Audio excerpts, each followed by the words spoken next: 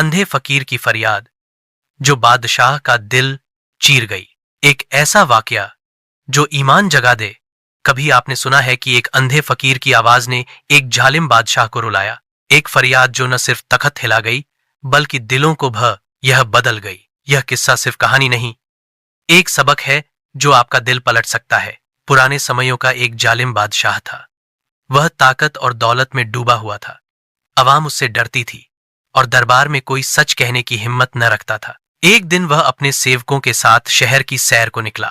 रास्ते में एक अंधा फकीर आवाज लगा रहा था, ऐ बादशाह, जिस आंख से तू मुझे देख रहा है वह आंख भी कब्र में बंद हो जाएगी। बादशाह रख गया, गुस्से से उस फकीर की तरफ देखा और कहा, तेरी यह जुर्रत, तू जानता है मैं कौन हूं?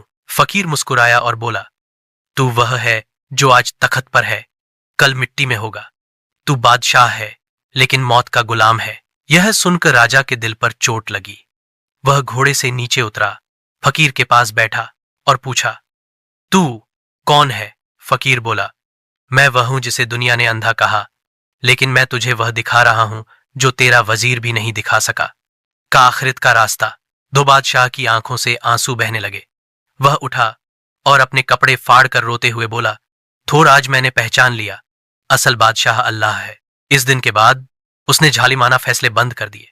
फकीर उसने सम्मान दिया और जनता के साथ न्याय करने लगा।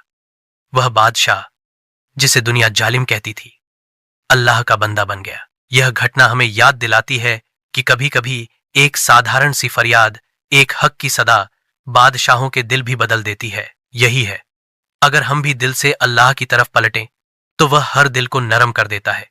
अल्लाह हमें हक सुनने, समझने और उस पर अमल करने की तौफीक अता फरमाए। हमें घुरूर, जुल्म और गफलत से बचाकर आजिज़ी, इंसाफ और तवक्कुल दे की राह पर लगा दे। आमीन।